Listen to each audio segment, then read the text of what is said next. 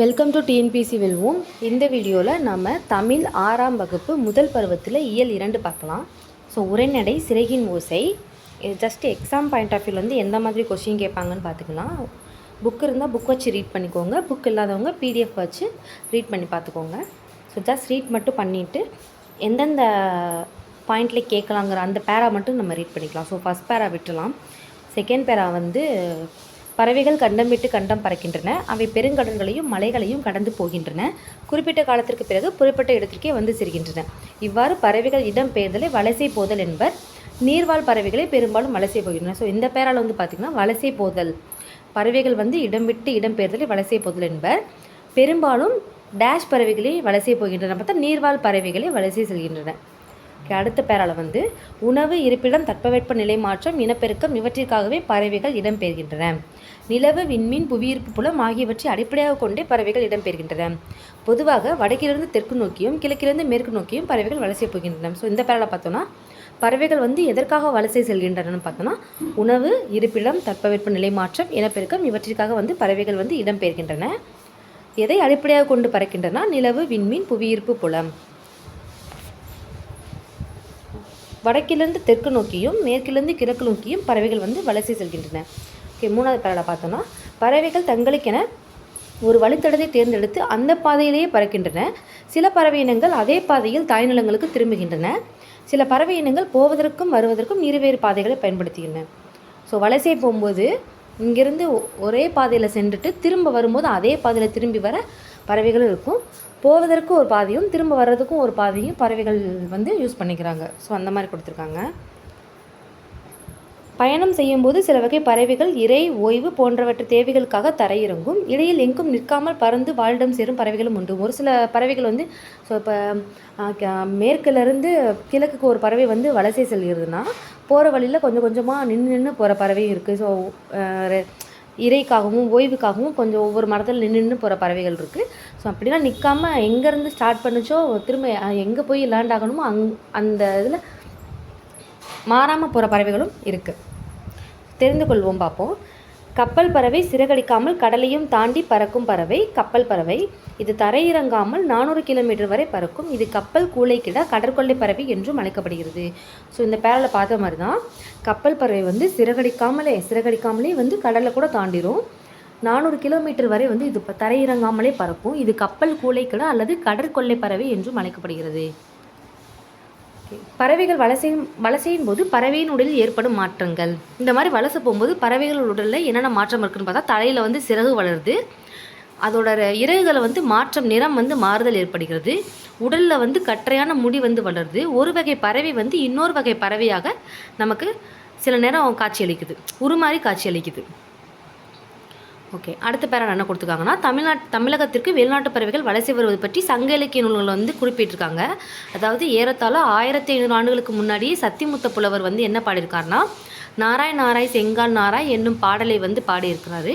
So அப்பாடலில் உள்ள தென்திசை குமரி ஆடி வடதிசைக்கு ஏகுவீர் ஆயின் இந்த லைனை கொடுத்துட்டு இதை யார் எழுதுனாங்கன்னு கேட்பாங்க. ஸோ சத்திமுத்த புலவர். இந்த லைன் எதை குறிக்குதுன்னா பறவைகள் வலசை வந்த செய்தியை குறிப்பிடுகிறது. கீழே அடுத்த பேரில் என்ன கொடுத்துருக்காங்கன்னா ஐரோப்பாவிலிருந்து தமிழகத்திற்கு செங்கால் நாரைகள் வருவது தற்போது ஆய்விலும் உறுதிப்படுத்தப்பட்டுள்ளது. ஸோ இந்த ஆய்வை 1500 ஆண்டுகளுக்கு முன்னாடியே சத்தியமுத்த புலவர் தன்னோட பாடல்களில் எழுதியிருக்காங்க. ஸோ அந்த லைன் நாராய் நாராய் செங்கால் நாரை ஐரோப்பாவிலிருந்து தமிழகத்திற்கு செங்கால் நாரைகள் வருகின்றன. அதே மாதிரி தென்திசை குமரி ஆடி வடதிசைக்கு ஏகுவீர் ஆயின் அந்த மாதிரி கேட்பாங்க. பறவைகள் வலசை போவதை 1500 ஆண்டுகளுக்கு முன்னாடியே சங்க இலக்கியத்தில் கூறின புலவர் யார் அப்படின்னு கேட்பாங்க. சத்திமுத்த புலவர். அடுத்து தற்போது வெகுவாக அழிந்து வரும் பறவை இனம் எதுன்னு தெரியும்னா சிட்டுக்குருவி. உருவத்தில் சிறிய இந்த பழுப்பு நிறை பறவையை பார்த்த உடனே ஆண் பெண் வேறுபாட்டை உணர முடியும். ஸோ ஆண் குருவினா தொண்டை பகுதி கருப்பு நிறத்தில் இருக்கும், உடல் பகுதி முழுவதும் அடர் பழுப்பாக இருக்கும். பெண் குருவினா உடல் முழுவதும் மங்கிய பழுப்பு நிறத்தில் இருக்கும். ஸோ சிட்டுக்குருவி கூடு கட்டி வாழும். சிட்டுக்குருவி கூடு கட்டி வாழும்போது சத்தமிட்டு கொண்டே அது கூடு கட்டும். கூடு கட்டினதுக்கு அப்புறம் 3 முதல் 6 முட்டைகளை அது இடும். 14 நாட்கள் வரை அடை காக்கும். ஸோ 15ஆவது நாளில் அது குஞ்சு பொரிக்கும். ஸோ அதான் இந்த பேரால கொடுத்துருக்காங்க. எந்த மாதிரி கொஷின் கேட்பாங்கன்னு பார்த்துக்கோங்க. ஆண் குருவிக்கும் பெண் குருவிக்கும் உள்ள வேறுபாட்டை வந்து எப்படி பார்க்குறது அப்படின்னு அந்த பேரால பார்த்துக்கணும்.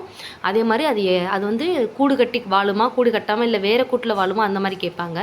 ஸோ எத்தனை நாள் வந்து இது வந்து முட்டைகளை வந்து அடை காக்கும், ஸோ எத்தனை முட்டைகள் இடும் கேட்குறது இந்த பேரால இருக்குது. ஓகே, அடுத்து துருவ பகுதிகளை தவிர மனிதன் வாழும் இடங்களில் எல்லா இடங்களிலும் சிட்டுக்குருவி வாழ்கின்றன. மனிதன் வாழ்கிற எல்லா இடங்களிலும் சிட்டுக்குருவி வாழ்கின்றன. இந்தியா முழுவதும் நாம் சிட்டுக்குருவியை காணலாம். இமயமலைத்தொடரில் வந்து 4000 மீட்டர் உயரத்தில் கூட இவை வாழ்கின்றன. ஸோ இமயமலைத்தொடர்களில் வந்து 4000 மீட்டர் உயரத்தில், அந்த எத்தனை மீட்டர்னு கேட்பாங்க. இமயமலையில் வந்து வாழுமா வாழாதான்னு கேட்பாங்க சிட்டுக்குருவிகள். ஏன்னா அது வந்து ஒரு பனி பிரதேசம் வந்து. ஸோ அதனால் அதில் அங்கே வாழுமா வாழாதான்னு ஒரு கொஷின் கேட்கலாம். அதே மாதிரி வந்து எத்தனை மீட்டர் உயரத்தில், 1000 மீட்டர் 2000 மீட்டர் அந்த மாதிரி வேரியேஷன் கொடுப்பாங்க. ஸோ 4000 மீட்டர் உயரத்தில் கூட வாழ்கின்றன. அடுத்து தானியங்கள், புழுப்பூச்சிகள், மலர், அரும்புகள், இளந்தளிர்கள், தேன் போன்றவை சிட்டுக்குருவிகளின் உணவு. சிட்டுக்குருவிகள் வந்து குஞ்சுகள் பெரும்பாலும் புழுப்பூச்சிகளை உட்கொள்ளும். அதனால் தாய்க்குருவி புழுப்பூச்சிகளை பிடித்து தம் குஞ்சுகளுக்கு ஊட்டிவிடும். சிட்டுக்குருவியின் வாழ்நாள் 10 முதல் 13 ஆண்டுகள். ஸோ அந்த ஹைலைட் பண்ணுறது ரொம்ப நம்ம இம்பார்ட்டண்ட்டாக படிச்சுக்கணும். ஸோ புக்லேயே ஹைலைட் பண்ணியிருக்கிற கொஸ்டின் வந்து படிச்சுட்டு எக்ஸஸாக நம்ம வந்து பார்த்துக்கலாம். சிட்டுக்குருவி உருவத்தில் சிறியது, ஆனால் வேகமாய் பறக்கும். அதனால்தான் விரைவாக செல்பவனை சிட்டாய் பறந்து விட்டான் என்று கூறுகின்றோம். இந்த மாதிரி கூட கேட்பாங்க. கொஸ்டினில் வந்துட்டு வேகமாய் பறப்பவனை டேஷ் என்று கூறுகிறோம் அப்படின்னு கொடுத்தாங்கன்னா நமக்கு அந்த நேரத்தில் இந்த லெசன் தான் அப்படின்னு சொல்லிட்டு ஞாபகம் வராது. ஸோ அதுவும் பார்த்துக்கணும். சிட்டுக்குருவிகளின் அழிவுக்கு காரணங்கள் என்னென்னு பார்த்தோன்னா, மனிதர்கள் விவசாயத்திற்கு பூச்சிக்கொல்லிகளை பயன்படுத்துவதால் குருவி குஞ்சுகளுக்கு உணவான புழுப்பூச்சிகள் கிடைப்பதில்லை. நவீன கட்டடங்கள் குருவிகள் கூடு கட்ட ஏற்றவையாக இல்லை. தற்காலத்தில் தாவர வேலிகளுக்கு மாற்றாக செயற்கை வேலிகள் அமைக்கப்பட்டிருக்கின்றன. எனவே சிட்டுக்குருவிகள் வாழ உகந்த வேலி தாவரங்கள் குறைந்துவிட்டன. சிட்டுக்குருவிகள் ஓய்வெடுக்கும் புதர் செடிகளும் இல்லை. உணவுக்கும் இருப்பிடத்திற்கும் சிட்டுக்குருவிகளுடன் மற்ற பறவைகள் போட்டியிடுகின்றன.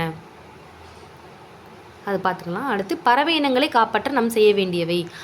அரசு போன்ற மரங்களையும் அவரை புடலை போன்ற கொடிகளையும் நாம் வளர்க்க வேண்டும். நமது மண்ணுக்கேற்ற பிற உள்ளூர் தாவரங்களையும் வளர்க்க வேண்டும். தோட்டங்களிலும் வயல்வெளிகளிலும் செயற்கை உரங்கள், பூச்சிக்கொல்லிகள், மருந்துகள் ஆகியவற்றை தெளிப்பதை தவிர்க்க வேண்டும். இந்த லைன் பார்க்கலாம். காக்கை குருவி எங்கள் சாதி என்று பாரதியார் வந்து பாடினார். ஸோ சமைப்பதற்கு தம் மனைவி வைத்திருந்த சிறிதளவு அரிசியை முற்றத்தில் இருந்த சிட்டுக்குருவிகளுக்கு மகிழுடன் போட்டுவிட்டு பட்டினியாக இருந்தாராம். யாருன்னு பார்த்தா பாரதியார். ஸோ இந்த கூற்று கேட்பாங்க. சமைப்பதற்கு தன் மனைவி வைத்திருந்த அந்த சிறிதளவு அரிசியை வந்து முற்றத்தில் தெரிந்த சிட்டுக்குருவிகளுக்கு போட்டுட்டு மகிழ்வுடன் பட்டினியாக இருந்தாராம். யாருன்னு பார்த்தா பாரதியார். அடுத்து நம்ம பாக்ஸ் பார்க்கலாம். இந்தியாவின் பறவை மனிதர். இன்றைய பறவையியல் ஆய்வாளர்களுக்கு முன்னோடி டாக்டர் சலீம் அலி. தம் வாழ்நாள் முழுவதும் பறவைகளை பற்றி ஆராய்ச்சி செய்வதிலும் அவற்றை படம் பிடிப்பதிலும் ஈடுபட்டார். அதனால் அவர் இந்தியாவின் பறவை மனிதர். இந்தியாவின் பறவை மனிதர் யாருன்னு பார்த்தா டாக்டர் சலீம் அலி. ஸோ பறவைகள் குறித்து பல நூல்களை எழுதியுள்ளார். தன் வாழ்க்கை வரலாறு நூல்களுக்கு வந்து பேர் என்னென்னு பார்த்தோன்னா சிட்டுக்குருவியின் வீழ்ச்சி என்று பெயரிட்டுள்ளார். ஸோ தன் வாழ்க்கை வரலாற்று நூல்களுக்கு சிட்டுக்குருவின் வீழ்ச்சின்னு யார் பேர் வச்சான்னு கேட்டாங்க, டாக்டர் சலீம் அலின்னு கேட்பாங்க. இந்த டாக்டர் சலீம் அலி வந்து தன் வாழ்க்கை வரலாறு நூலுக்கு என்ன பேர் வச்சாங்கன்னு கேட்பாங்க. ஸோ 2 படிச்சுக்கணும். ஓகே, அடுத்து ஒரு கூற்று மாதிரி கொடுத்தோம். மனிதன் இல்லாத உலகில் பறவைகள் வாழ முடியும், பறவைகள் இல்லாத உலகில் மனிதன் வாழ முடியாது என்கிறார் பறவையியல் ஆய்வாளர் சலீம் அலி. இதையும் கேட்பாங்க. உண்மையை நாமும் உணர்ந்து இயற்கை போற்றி பாதுகாப்போம். ஸோ அடுத்து ஒரு பாக்ஸ் கொடுத்துருக்காங்க. ஆர்டிகாலா வந்து உலகிலேயே நெடுந்தலைவு வந்து அதாவது 22,000 கிலோமீட்டர் பயணம் செய்யணும் பறவை இனம் வந்து ஆர்டிகாலா. பறவை பற்றிய படிப்பு வந்து ஆர்னித்தாலஜி எனப்படும். உலக சிட்டுக்குருவிகள் நாள் வந்து மார்ச் 20. ஸோ இந்த பாக்ஸில் ரொம்ப இம்பார்ட்டன்ட் அவங்க ஹைலைட் பண்ண விஷயம் வந்து நம்ம நல்லா மனப்பாடம் பண்ணிக்கணும். அதை தவிர்த்து எக்ஸஸாக பார்த்துக்கலாம். ஓகே, சரியான விடையை தேர்ந்தெடுப்போம். தட்ப வெப்பம் என்னும் சொல்லை பிரித்தல் எடுப்பது தட்பம் வெப்பம். வேதி உரங்கள் வந்து வேதி உரங்கள். ஸோ அடுத்து தரை இறங்கும். வழித்தடம், வழிகூட தடம் வந்து வழித்தடம். சிட்டுக்குருவி வாழ முடியாத பகுதி என்ன கேட்பாங்க, துருவ பகுதியாக இமயமலையா? இந்தியா தமிழ்நாடு கண்டிப்பாக இருக்காது. ஸோ இமயமலையும் துருவ பகுதினா ஸோ நார்மலாக ரீட் பண்ணிட்டு போகிறவங்களுக்கு இது கன்ஃபியூஸ் ஆகும். ஸோ துருவ பகுதி. மிக நெடுந்தொலைவு பறக்கும் பறவை வந்து ஆர்டிகாலா, அதாவது 22,000 கிலோமீட்டர் வரைக்கும் பறக்கும். ஸோ இந்த பாக்ஸில் பார்த்தோம். பறவைகள் வலசை போவதை பற்றி பாடிய தமிழ் புலவர் வந்து சத்தியமுத்த புலவர். பறவைகள் இடம்பெயர்வதற்கு வலசை போதல் என்று பெயர். ஸோ ஸ்டார்டிங் பேரலை நம்ம பார்த்தோம். இந்தியாவின் பறவை மனிதர் வந்து சலீம் அலி. பறவைகள் வலசை போக காரணங்கள் ஒன்று கேட்டிருக்காங்க. உணவுக்காக, இருப்பிடத்திற்காக, இனப்பெருக்கத்திற்காக, தட்பவெட்ப நிலை மாற்றம். ஸோ ஏதாச்சும் ஒன்று. ஸோ அவ்வளோதான் இதில் இருக்குது.